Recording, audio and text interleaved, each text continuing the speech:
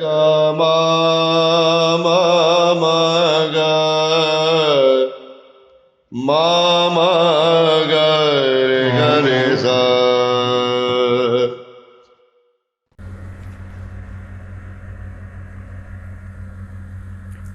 आप सभी के हृदय में विराजमान परमात्मा को मेरी राम राम।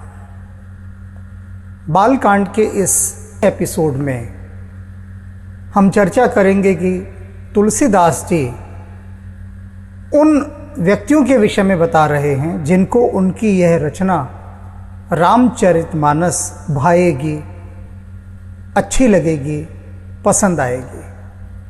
तो वे कौन से लोग हैं जो इस रचना को सराहेंगे और उसे सुनेंगे। राम भक्ति भूषित जिए जाने, पहली पहचान बताई है कि जिनका हृदय राम भक्ति भूषित जिए जाने, जिनका हृदय राम की भक्ति को, ईश्वरीय भक्ति को अपने हृदय का आभूषण समझता है। ये पहले कैटेगरी के बिल्कुल लोग हैं, प्रथम श्रेणी के। पात्रता उनकी, योग्यता उनकी क्या होगी कि उनका हृदय राम नाम को सुनने के लिए लालायित होता होगा, उत्कंठित होता होगा, व्याकुल होता होगा। वो प्यासे होंगे हरि नाम को सुनने के, आभूषण मानते होंगे वो भक्ति को अपने हृदय का। तो ये लोग, उनको मेरी रचना पसंद आएगी। रामचरितमानस तुलसीदास जी पहला प्रमाण ये दे रहे हैं। राम भक्ति भूषित जिए जाने, सुन ही सुजन सराय ही सुबाने। और ऐसे लोग इस रामचरितमानस को सुनेंगे और सुनने के बाद सुबानी, अपनी मधुर वाणी के अंदर इसकी सराहना करेंगे, प्रशंसा करेंगे, क्योंकि वे आनंदित हुए हैं राम का नाम सुनकर। तो ऐसे जो सुहृदय व्यक्ति हैं उन लोगों को मेरी यह रचना भाएगी। अब अपने विषय में तुलसीदास जी कह रहे हैं, अपने विषय में, कि जिसने, जो रचनाकार है, जिसने रचना लिखी है रामचरितमानस, उसकी क्वालिफिकेशन क्या है। वो अपनी योग्यता बता रहे हैं कि मैं कितना योग्य हूं जिसने ये रचना लिखी है। कवि न हूं नहीं बचन प्रवीण।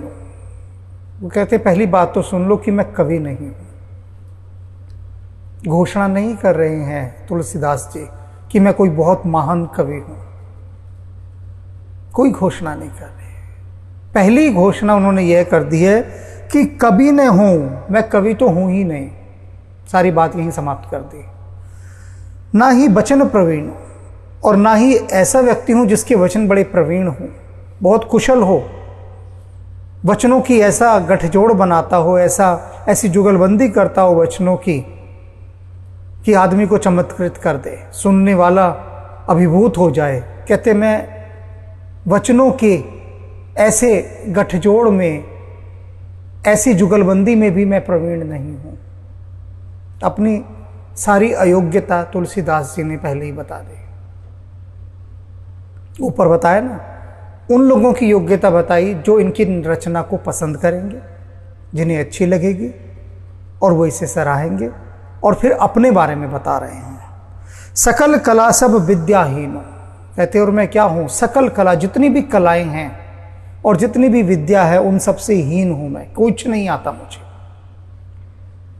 मैं कोई कलाकार नहीं हूँ, कोई विद्वान नहीं हूँ, किसी भी प्रकार का मुझे कुछ शास्त्रीय ज्ञान नहीं है और मैं अज्ञानी हूँ, सब कलाओं से हीन हूँ। अपने बारे में तुलसीदास जी ये बता रहे हैं। सबसे पहले आखर अर्थ अलंकृत नाना, छंद प्रबंध अनेक विधाना। कहते कोई भी एक रचना होती है, कोई भी कविता या कोई भी एक पुस्तक, साहित्य, गद्य, कोई भी गद्य या पद्य, कोई भी रचना जो होती है, कहते उस रचना के अंदर क्या होता है, बहुत सारी चीज़ें होती हैं, एक चीज़ नहीं होती। क्या बहुत सारी चीज़ें होती हैं? आखर, अक्षर होते हैं बहुत सारे, अब अक्षर होंगे तो तभी तो रचना होगी। अब आप सोच रहे होंगे इसमें क्या बड़ी बात कही है, भाई अक्षर होते हैं। अक्षरों को चुनना, आप कौन सा अक्षर किस बात के लिए चुन रहे हैं, इसी में तो कौशल है सारा। किसी भी रचना के सफल होने का सबसे बड़ा जो कौशल है वो यही होता है कि रचनाकार ने किन शब्दों का, किन अक्षरों का चयन किया। तो कहते हैं आखर, फिर अर्थ यानी अर्थ, फिर उन शब्दों के अर्थ जो आपने चुने, उनके अर्थ कितने प्रभावशाली हों। अर्थों से भी बड़ा फर्क पड़ता है। हर शब्द का एक बहुत गहरा और गूढ़ अर्थ होता है। अगर किसी भी भाव की अभिव्यक्ति के लिए रचनाकार ने अनुपयुक्त शब्द का चयन कर लिया, जो मुनासिब नहीं था, ऐसा कोई अल्फाज वहां पर इस्तेमाल कर लिया, तो सारी शोभा नष्ट हो जाती है। तो फिर कहते हैं कि अर्थ होते हैं बहुत सारे। अलंकृत नाना, और बहुत प्रकार के आभूषण, अलंकार। रचनाओं में, साहित्य में बहुत सारे अलंकारों का प्रयोग किया जाता है। अलंकारों का भी समावेश होता है। छंद प्रबंध अनेक विधाना, फिर छंद होते हैं, फिर उस रचना का प्रबंधन, समायोजन किस प्रकार से किया ये होता है। और अनेक विधाना, और अनेक प्रकार के विधान एक साहित्यिक रचना में होते हैं और होने चाहिए। ये तुलसीदास जी कह रहे हैं कि इतने सारे गुण एक रचना में होने चाहिए, और ना तो मैं कवि हूँ, ना मुझे किसी कला कौशल किसी भी तरह का ज्ञान है, तो मैं कैसे इन पर खरा उतर सकता हूँ।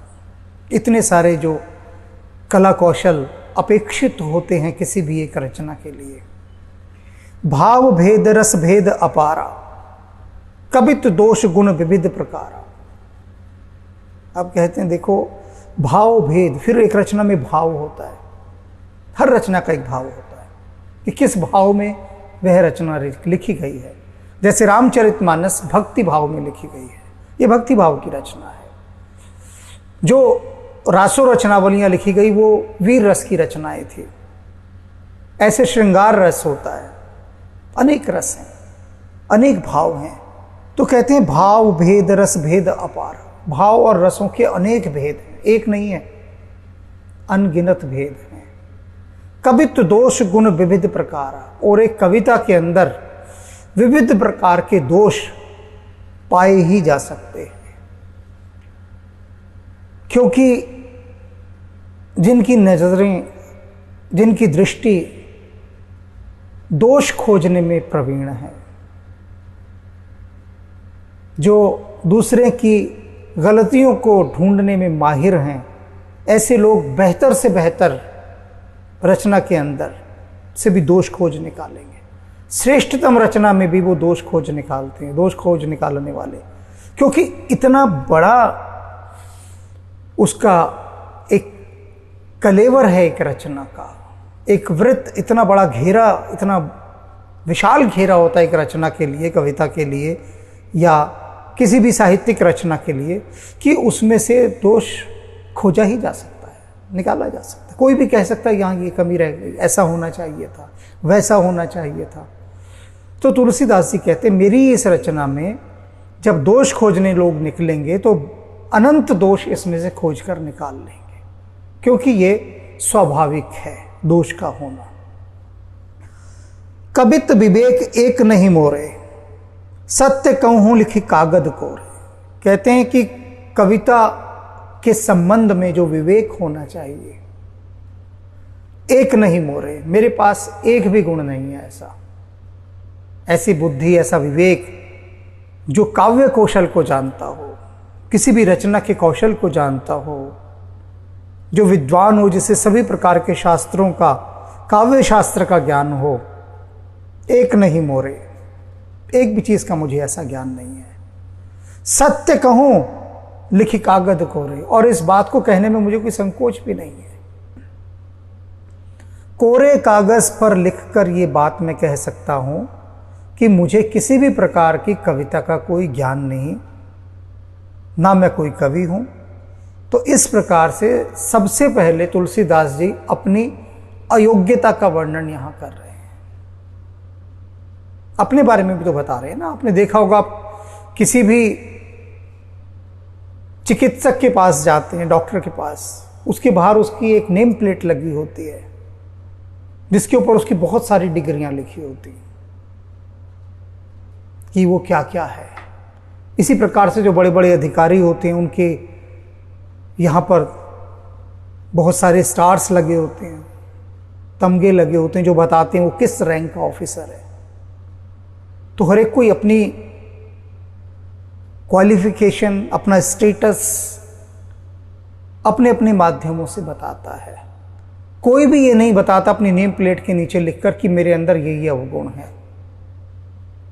कोई भी, चाहे वो डॉक्टर हो, चाहे वो कितने से बड़ा मंत्री हो, अधिकारी हो, कोई भी हो, किसी के नेम प्लेट के नीचे आपने ये नहीं देखा होगा कि वो अपने दोष लिखे हुए हैं। उसने एक से एक बड़ी अपनी उपलब्धियां तो लिखी ही होती हैं, वो स्वाभाविक है, लेकिन यह है अस्वाभाविक है।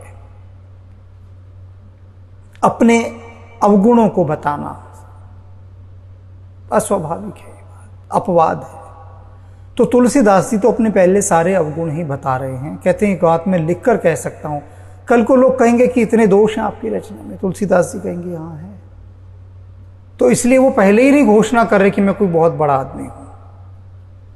मुझे एक बात याद आती है, गुरजीएफ एक सूफी फकीर हुए, वो अपने शिष्यों से अक्सर कहा करते थे कि मुझे इस दुनिया में कोई नहीं हरा सकता। बहुत बहुत बार जब बात होती तो अपने शिष्यों के बीच वो यही कहते दावे से, अपनी मूछें ऐंठते हुए, कि इस संसार में मुझे कोई नहीं हरा सकता। और बड़े दमदार उससे कहते थे। जब शिष्यों के लिए बात हद से बर्दाश्त हो गई, क्योंकि गुरजीएफ बड़े बेबूझ रहस्यमयी सूफी फकीर माने जाते थे। वो जो काम करते थे, यानी जो उनका जो व्यवहार था वो बड़ा रहस्यात्मक होता था, मिस्टीरियस, और लोग भाग जाते थे उनके व्यवहार को देखकर। क्योंकि समझ से ही बाहर की बात है। जब आपकी बात ही कोई समझ में नहीं आएगी तो आप ऐसे व्यक्ति से दूर ही तो भागेंगे ना, जिसकी बात आपके पल्ले ही ना पड़ती हो। तो क्या करेंगे आप, क्या कीजिएगा? तो वही गुरजीएफ के साथ था। तो एक दिन एक शिष्य ने हिम्मत करके पूछा कि आप हर बार ये कहते हैं आपको कोई नहीं हरा सकता, दुनिया का कोई आदमी ऐसा नहीं जो आपको हरा सके, तो ऐसे आप किस बिना पर कहते हैं, किस आधार पर आप कहते हैं, क्या आधार है वो ऐसा? तो गुरजीएफ ने उसकी ओर मुस्कुराकर देखा और अपने बाकी शिष्यों की तरफ भी, और उन्होंने कहा ये मैं बिल्कुल सच कहता हूं कि दुनिया में मुझे कोई नहीं हरा सकता, क्योंकि मैं पहले से ही हारा हुआ हूं, और हारे हुए को कोई क्या हराएगा। वही बात तुलसीदास जी यहां कह रहे हैं कि मैं पहले से ही हारा हुआ हूं, मैं तो पहले से ही दोषयुक्त हूं, मुझ में कोई ज्ञान नहीं, मैं अज्ञानी हूं, एक गुण नहीं मोरे, एक गुण भी नहीं है मेरे पास। तो अगर कोई मेरी इस रचना की, रामचरितमानस की रचना की आलोचना करता है तो उसमें कुछ दोष नहीं है, क्योंकि एक अज्ञानी व्यक्ति जिस चीज की रचना करेगा, एक अयोग्य व्यक्ति जिस काव्य की रचना करेगा, वो भला काव्य के मापदंडों पर कैसे खरा उतर सकता है? नहीं उतर सकता। तो ये तो बात उन्होंने कह दी साफ। अब आगे एक बात और कहते हैं कि भनति मोरी सब गुण रहित, कि मेरी जो ये रचना है सब गुणों से रहित है, इसमें कोई गुण नहीं है। मतलब जो स्केल्स होते हैं काव्य शास्त्र के, अगर आप उनको लेकर नापेंगे, तुलसीदास जी कहते हैं, तो इसमें कोई गुण नहीं मिलेगा। क्योंकि पहला अवगुण तो पहले बात में ये किताब वही नकार दी जाएगी, ये पुस्तक, ये रचना, कि इसकी भाषा जो है वो भाषा इन्होंने बड़ी ग्राम्य भाषा ली है, कोई इलीट क्लास की भाषा नहीं ली, और शब्दावली है वो भी बहुत अपभ्रंश है। तो पहली तो यही रचना नकार दी जाएगी। तो इसलिए कहते हैं कि भनिति मोरी सब गुण रहित, विश्व विविध गुण एक। माना कि सब प्रकार से, सब गुणों से रहित है, कोई गुण नहीं है, लेकिन विश्व विदित गुण एक, लेकिन पूरा संसार जानता है पूरा संसार मानेगा इस बात को कि इसमें सिर्फ एक ही गुण है और कोई रचना नहीं और कोई गुण नहीं है, सिर्फ एक गुण है, एक गुण। और वो एक गुण क्या है आगे चर्चा करेंगे तुलसीदास जी उसकी। उससे पहले बीच में वो एक बात और कहते हैं, सो विचार सुन ही सुमति जिन्हीं के विमल विवेक। अब कहते हैं इस ऐसी रचना को जिसमें एक भी गुण नहीं है, काव्य की कसौटी के आधार पर, विद्वानों की बुद्धि के आधार पर जिसमें एक भी गुण नहीं है, ऐसी रचना को कौन सुनना पसंद करेगा कि जिनके विमल विवेक, जिनका विवेक बड़ा निर्मल है, जिसमें कोई मल नहीं। अब जिसके विवेक में मल नहीं होगा वो मल देखेगा भी नहीं। और सो विचारी सुन ही सुमति, और वो क्या करेंगे, वो इसको सुमति अपनी सुंदर बुद्धि से, सुंदर मति के साथ सुनेंगे इस रचना को और उस पर विचार करेंगे, क्योंकि विश्व विदित गुण एक, क्योंकि इस रचना में जग जाहिर एक गुण तो है। कहते वो एक गुण जो है वो मैं भी मानता हूं, क्या एक गुण है, तो उस एक गुण को वो सभी मानते हैं। वो क्या गुण है अब इसके बारे में बताते हैं। इहि मह रघुपति नाम उदारा, इसमें क्या है, इहि मह रघुपति नाम उदारा, इसमें रघुपति भगवान राम का उदार नाम है। बस यही एक विशेषता है इस रचना की और कुछ नहीं, कि राम के नाम से ये रचना विभूषित है। यही एक छोटा सा गुण है इसमें। और कैसा नाम, उदारा, उदार, ऐसा उदार कि जो सब कुछ अपने में समा ले, विशाल हृदय, वो राम का नाम इसमें है। अति पावन पुराण श्रुति सारा, और ये राम का नाम कैसा है, अति पावन, श्रुति सारा, और श्रुतियों का सार है, वेदों का सार है। अब यहां हम ठहरेंगे अति पावन शब्द पर। तुलसीदास जी ने राम के नाम को अति पावन कहा है। एक और आपने सुना होगा ना, रघुपति राघव राजा राम, पतित पावन सीताराम। पावन शब्द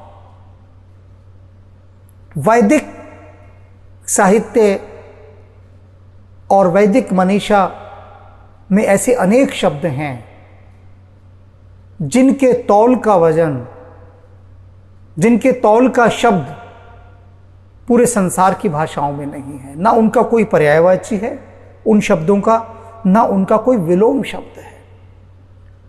ये वैदिक साहित्य की सबसे बड़ी विशेषता है। भारतीय मनीषा के ऋषि मुनियों ने अपने अनुभव के आधार पर ऐसे शब्दों का आविष्कार किया, या ऐसे शब्द उनके भीतर से आविर्भूत हुए जो अपने आप में सिर्फ केवल एक हैं। उनका ना कोई पर्यायवाची है, ना कोई विलोम शब्द है, ना उनका समानांतर कोई शब्द हो सकता है, और ना ही विश्व की किसी भाषा में उसके वजन का कोई शब्द है।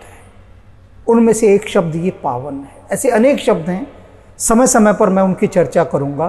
पहले पावन शब्द पर चर्चा कर लें। तुलसीदास जी ने यहां पवित्र शब्द नहीं कहा, जबकि वो भी पौ से शुरू होता है। अगर हम अलंकार की दृष्टि से देखें, रघुपति राघव राजा राम, पतित पावन सीताराम। पतित पवित्र सीताराम नहीं कहा, पतित पावन सीताराम कहा। तो क्यों पावन कहा, और यहां भी पावन कह रहे हैं। पावन का कोई विलोम शब्द नहीं होता। पवित्र का विलोम शब्द है अपवित्र। जो चीज पवित्र है वो अपवित्र हो सकती है। एक स्थान पवित्र है, वहां पर आप गंदा कर दीजिए, वो अपवित्र हो जाएगा। किसी का व्यक्तित्व बहुत पवित्र है, उसमें कुछ दोष आ जाए तो वो अपवित्र हो जाएगा। लेकिन जो पावन है वो कभी भी दूषित नहीं होता, उसका कोई विलोम शब्द नहीं है। अगर आप मनी मन सोच रहे होंगे हम अपावन शब्द बनाएं, तो वो जबरदस्ती होगी, वो शब्द नहीं होगा। जैसे अग्नि पावन है, अग्नि को कोई अपवित्र कर ही नहीं सकता। अग्नि में जो वस्तु जाएगी वही पवित्र हो जाती है। तो पावन अपने आप में एकमात्र ऐसा शब्द है जो कभी अपवित्रता को प्राप्त नहीं हो सकता, यानी उसमें कोई दोष आ ही नहीं सकता। और इसीलिए कह रहे हैं राम का नाम क्या है, वो अति पावन, कभी भी इसमें कोई दोष नहीं हो सकता। पुराण श्रुति सारा, और जितने भी पुराण हैं वेद हैं उन सब का सार है श्रुति सारा। श्रुति वेदों को कहा गया। एक समय ऐसा था जब तक कागज का आविष्कार नहीं हुआ था तो वेदों को सुन सुनकर याद किया जाता था। तो श्रवण सुनना, उससे श्रुति बना कि जो रचना सुनकर कंठस्थ कर ली जाए वो श्रुति, यानी वो वेद थे। वेदों की परंपरा बहुत लंबे समय तक याद करके बचाई जाती रही है। आप सोचिए कि मनुष्य की स्मरण शक्ति कितनी गहरी है। वेद के वेद याद होते थे। एक परंपरा, एक गुरु, एक आश्रम पूरे वेद को कंठस्थ करके अपने शिष्यों को याद करवाता था, फिर वो शिष्य अपने शिष्यों को याद करवाते थे। तो इस तरह से ये जो एक वैदिक लिटरेचर है, वैदिक साहित्य है, जो वेद हैं, ये श्रुतियां कहलाई, क्योंकि सुन सुनकर इनको संभाल कर रखा गया। कितना बड़ा काम था। बहुत प्राचीन काल में आश्रम होते थे, जैसे आजकल होता है ना कि 10th क्लास, 12th क्लास, फिर BA, फिर MA, फिर PhD। तो पहले आश्रम होते थे जिसमें एक वेद की शिक्षा दी जाती थी, पहले एक वेद। तो जिस गुरुकुल के विद्यार्थियों को एक वेद पूरा कंठस्थ होता था वो वेदी हो जाते थे। जिस आश्रम में 2 वेद के विद्यार्थी होते थे कि उनको 2 वेद कंठस्थ है वो द्विवेदी, जिनको 3 वेद याद है वो त्रिवेदी, जिनको 4 वेद याद है वो चतुर्वेदी। तो इस तरह से जैसे जैसे क्लासेस आगे बढ़ती जाती थी, वेद कंठस्थ होते जाते थे, उनकी डिग्रियां भी बढ़ती जाती थी। तो श्रुति शब्द को आप संभाल कर रखें। क्यों संभाल कर रखें? क्योंकि सुनने से ही चीजें संभलती हैं। श्रुति के माध्यम से ही आप अपने हृदय तक कोई बात ले जा सकते हैं। माध्यम श्रुति बनती है। तो इसलिए जब भी सुने, डेप्थ के साथ सुने, गहराई के साथ सुने। अक्सर आपने सुना होगा ना कि कहते हैं बड़े बुजुर्ग कि उसकी क्या, एक कान से सुनता है दूसरे से निकाल देता है, तो उसे सुनना नहीं कहते। कि श्रुति के माध्यम से बात सीधी हृदय तक पहुंचे, वह सुनना होता है। तो इस तरह से जो श्रुति और पुराणों का सार है वो राम का नाम है। कैसा है ये राम का नाम? मंगल भवन, सब प्रकार के कल्याणों का घर है ये। मंगल भवन, अमंगलहारी, और सभी प्रकार के अमंगलों का, दोषों का हरण करने वाला है। ये राम के नाम की महिमा है। और उस राम के नाम की महिमा से, उस राम की पावन और पवित्रता और तेजस्विता, उन सब से ये मेरी रचना अलंकृत है। एक ही गुण है बस, और ये सारा विश्व जानता है। उमा सहित जेहि जपत मुरारी। और क्या विशेषता है इस राम के नाम की? कि भगवान शिव पार्वती के साथ भगवान राम के नाम को जपते हैं। अब देखिए जी, अंतिम बात कह दी इन्होंने, अल्टीमेट ट्रुथ। इससे बड़ी बात क्या कहेंगे? कि भगवान शिव स्वयं पार्वती के साथ जिस नाम को जपते हैं, भगवान शिव जिस ध्यान में रहते हैं, वो यही राम है। इन्हीं राम के ध्यान में, यही राम का वह नाम है जिसका ध्यान भगवान शिव पार्वती के साथ करते हैं। और ऐसे राम के नाम का गुण मेरी एक रचना में है। बस एक ही गुण है, बाकी सब अवगुण है। और इस रचना को वे ही लोग सुनेंगे, वही लोग इस रचना का स्वागत करेंगे, उन्हीं लोगों को ये रचना आनंदित करेगी जिनके हृदय में भक्ति भाव है, जो राम के नाम को अपना आभूषण समझते हैं। राम के नाम की अगर वास्तव में एक संगति समझनी हो, हार्मनी समझनी हो, तो वो सिर्फ राम कृष्ण परमहंस के द्वारा ही समझी जा सकती है। ऐसी स्थिति आ गई थी कि राम के नाम से रामकृष्ण परमहंस को उनके शिष्य बचाकर चलते थे। उनको डर लगता था कि कहीं राम का नाम रामकृष्ण परमहंस के कानों में ना पड़ जाए, बात बिगड़ जाएगी वरना, और बहुत बुरी तरह से बिगड़ेगी अगर राम का नाम रामकृष्ण परमहंस देव के कान में पड़ गया तो बिल्कुल वैसे बिगड़ेगी जैसे रैदास ने कहा है, अब कैसे छूटे नाम रट लागी, नहीं छूट सकती। वो बचाकर चलते थे रामकृष्ण परमहंस को, क्योंकि रामकृष्ण परमहंस के कान में अगर राम शब्द भी चला जाता था, कोई ये कह देता था ना ठाकुर राम राम, उनको ठाकुर कहते थे प्रेम से रामकृष्ण परमहंस को, तो उनके शिष्यों ने लोगों को मना कर दिया था कि उनको राम राम ना किया करे कोई भी, क्योंकि इतना ही कह देना ठाकुर राम राम, और राम का नाम सुनते वो समाधि में चले जाते थे, और फिर उनकी सारी सुध-बुध शरीर का तो बोध रहता ही नहीं था, समाधि में ही चले जाते थे, निर्विकल्प समाधि में प्रवेश कर जाते थे। और आप और हम लाखों करोड़ों बार राम का नाम सुनते हैं, कुछ नहीं होता हृदय पर, एक रेखा नहीं खींचते, आनंद की कोई लहर नहीं उठती, और बल्कि एक वर्ग तो ऐसा है जो राम नाम को प्रतिबंधित करने पर उतारू है।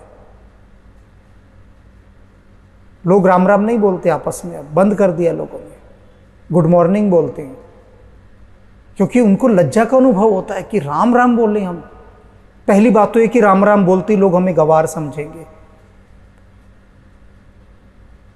मैं एक 5 स्टार होटल में गया, बहुत बड़ा होटल, 5 स्टार तो होते ही बड़े, वहाँ एक दरबान होता ही है, दरबान जो बड़ी बड़ी मूछें और 6 फुट का,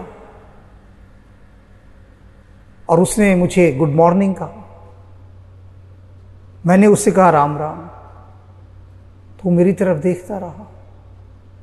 मैंने कहा वैसे एक बात बताओ, तुम मुझे देख रहे हो और देख रहे हो कि मैं शक्ल सूरत से भारतीय ही दिख रहा हूं, तो तुम्हारे मुंह से राम राम क्यों नहीं निकला? खैर उसने मुझे कोई उत्तर नहीं दिया, वह चुप रहा।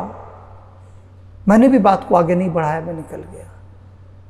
और उसके बाद भी मैंने बहुत स्थानों पर देखा कि हमारे भारतवर्ष में अब ये एक स्टेटस सिंबल बन गया गुड मॉर्निंग कहने का।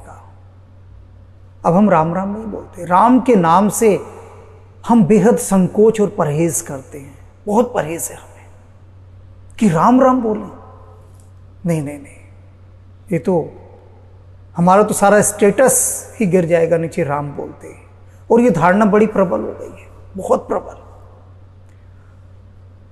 मैंने किसी अंग्रेज को नहीं देखा कि वो राम राम बोलता हो, लेकिन हर भारतीय को देखा है जो गुड मॉर्निंग बोलता हो। और केवल अंग्रेज की बात नहीं, सारे संसार में प्रत्येक देश को, संसार का प्रत्येक देश, भारत की बात नहीं कर रहा मैं, भारत को छोड़ दो अभी, भारत को छोड़कर पूरे संसार में सबके पास अभिवादन के अपने शब्द हैं, सभी के पास। हर देश का बच्चा जब उठता है तो वो अपने देश की भाषा के अंदर अपनी जो उनकी राम राम या नमस्ते या नमस्कार जो भी कुछ होता है वो अपने देश की भाषा में करता है, सिर्फ भारत को छोड़कर। और ये बात आप देखते होंगे, मैं अनेक लोगों से, क्या लगभग, अब तो मैंने पूछना ही बंद कर दिया है, थक गया हूं पूछ पूछ कर, कोई फायदा नहीं पूछने का। मैं उन लोगों से पूछता हूं, और विद्यालयों में हमारे देश के सबसे बड़ी जो इस रोग के विषाणु हैं वो हमारे विद्यालयों में पनप रहे हैं। हर विद्यालय के अंदर गुड मॉर्निंग बोलना ही सिखाया जाता है। माना तुम अंग्रेजी मीडियम के हो, लेकिन अपनी परंपरा थोड़ी ना छोड़ दोगे, अपनी संस्कृति थोड़ी ना छोड़ दोगे। लेकिन वो सबसे पहले उसका त्याग ही वही करते हैं। नर्सरी का बच्चा भी गुड मॉर्निंग बोलने में गर्व का अनुभव करता है। हमने उनको अपने देश का अभिवादन सिखाया ही नहीं, बिल्कुल नहीं सिखाया। और ये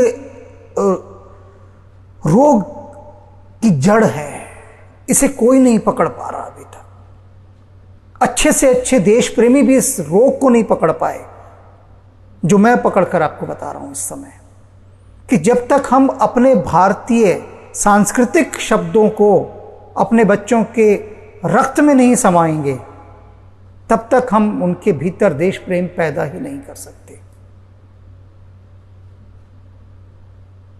राम का नाम भी यदि हम छोड़ दें तो नमस्ते या नमस्कार।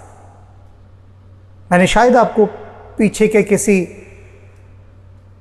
एपिसोड में बताया हो कि मेरे अनेक विदेशी मित्र जो ध्यान के लिए हिमालय आते हैं, वो मुझसे कहते हैं कि हम अपने देश से जब चलते हैं भारत के लिए, तो हमें हमारे देश में बताया जाता है कि भारत में जब आप जाएंगे तो वहाँ पर भारत के देश का अभिवादन नमस्ते है या नमस्कार। तो आप जिन लोगों से मिले उनको नमस्ते ऐसे बोलिएगा या नमस्कार, तो ज़्यादातर नमस्ते बोलते हैं। तो मेरे सभी विदेशी मित्र ये बताते हैं कि हम आपके देश में आकर लोगों को नमस्ते बोलते हैं और वो हमें गुड मॉर्निंग बोलते हैं। वो नमस्ते का उत्तर नमस्ते में नहीं देते हमें। और वो खुद कहते हैं कि हमने आपके देश में किसी को नमस्ते कहते नहीं देखा। बड़े आश्चर्य से भर जाते हैं वो। और बात है, ये आश्चर्य से ज्यादा शोचनीय बात है। उनके लिए तो आश्चर्य है, लेकिन हमारे लिए शोचनीय है। और ये सिर्फ शासन की तरफ से हो सकता है। जब तक शासन का ये आदेश ना हो, पूरे देश की जो शिक्षा व्यवस्था है उसके जो सर्वे सर्वा हैं, वो जब तक ये आदेश ना दें कि बच्चा विद्यालय के अंदर नमस्ते या नमस्कार बोलेगा, तब तक बात नहीं बनेगी। क्योंकि हमें उनको अपने सांस्कृतिक अभिवादनों, जो संस्कृति के हमारे प्रतिनिधि अभिवादन हैं, उनसे हमें उनको परिचित कराना होगा, उनके व्यवहार में लाने होंगे। तो इसलिए राम की जो बात है, आप देखिए, राम राम जब हम कहते हैं तो भीतर एक संगीत का जन्म होता है। कहकर देखिए, मेरी बात मत मानिए, आरंभ कीजिए आज से। जब भी किसी से मिले तो उससे बोले राम राम, और फिर राम के शब्द का प्रभाव देखिए। एकमात्र यही शब्द एक ऐसा है, एकमात्र शब्द कि जो जन्म के साथ शुरू होता है और जन्म के बाद भी हमारे साथ चलता है। यही एक नाम है, राम का नाम। तो इसलिए इस राम के नाम के भीतर से उठते हुए संगीत और इसकी सुवास को यदि अनुभव करना हो, तो राम के नाम में डूबने का प्रयास करें। अति अपार जे सरित बर, जो नृप से तू कराई, चढ़ी पिपीली कऊ परम लगो, बिनु श्रम पारहि जाई। सरल कबित कीरति विमल, सोई आदर ही सुजान। सहज बयर बिसराई रिपु, जो सुनि करहि बखान। कवि कोविद रघुबर चरित, मानस मंजुमराल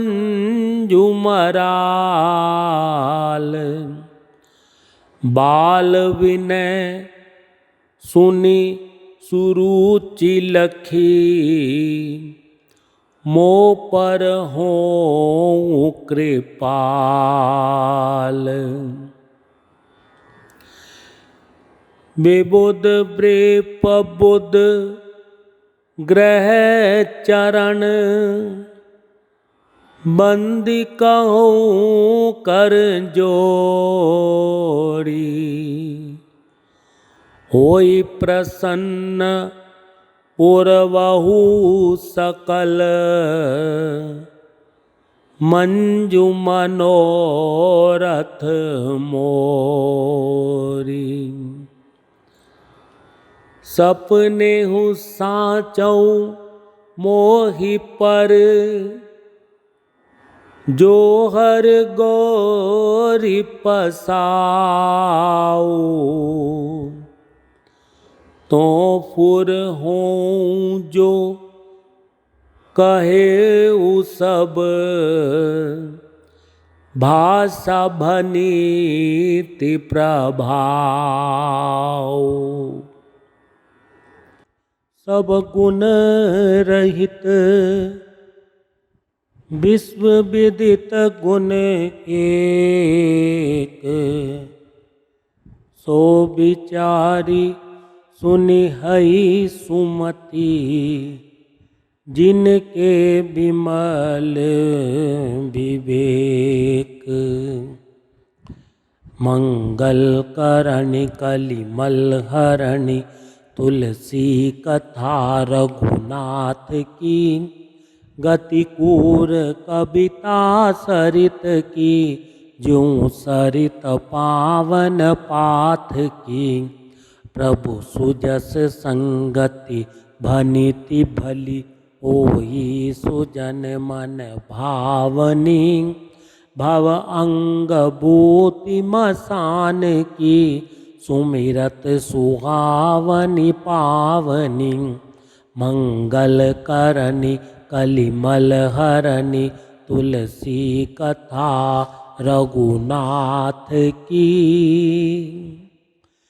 फिर लागई अति सब ही मम भनीति राम जस संग दारु विचारु कि करई को बंदिये मलय प्रसंग श्याम सुरभि पय बिसद अति गुणद कराई सब पान गिरा ग्राम में सिय राम जस गावई सुनहि सुजान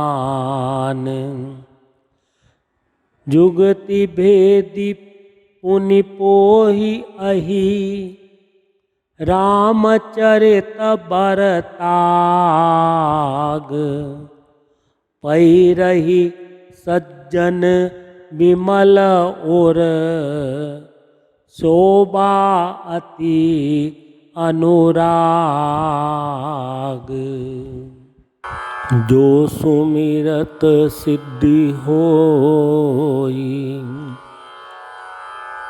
गणनायक करि बर बदन करौ अनुग्रह सोई बुद्धि राशि शुभ गुण सदन मूक होई बाचाल पंगु चढ़ई गिरिवर गहन जासु कृपा सो दयाल द्रवहु सकल कलिमल दहन नील सरोरु श्याम तरुण अरुण बारिज नयन करौ सो मम उरधाम सदा क्षीर सागर शयन कुंद इंदु समदेह उमा रमण करुणायन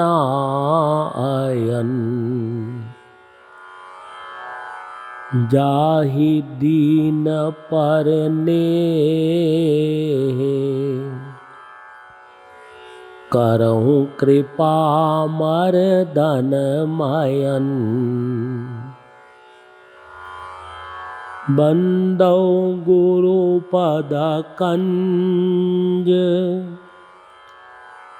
कृपा सिंधु नर रूप हरि महामोहतम पुंज जासु वचन रवि कर निकर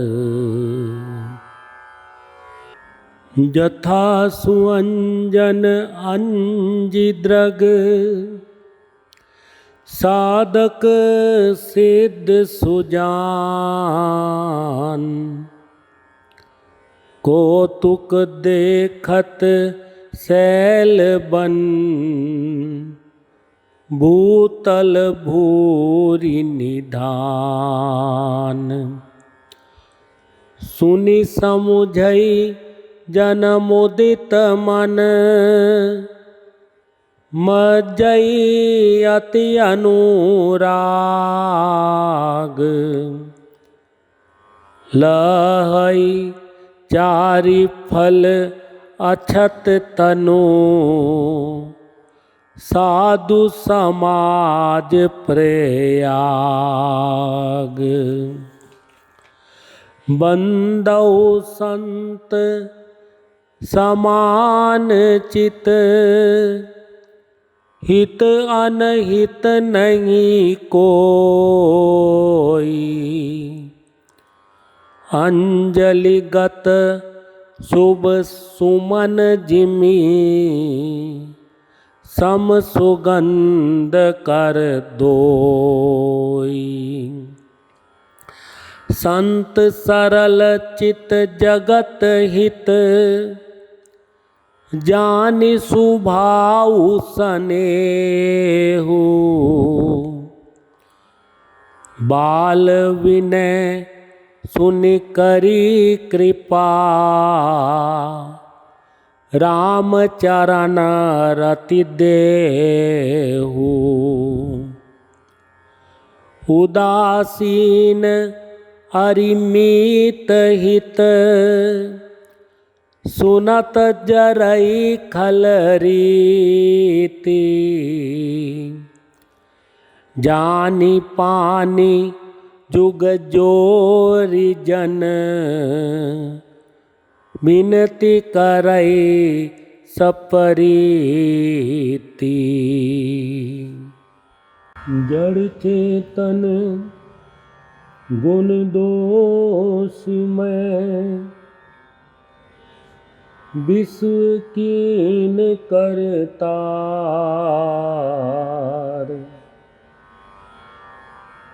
संत हंस गुण गही पै परिहरि बारी विकार जड़ चेतन जग जीव जत सकल राम मैं जान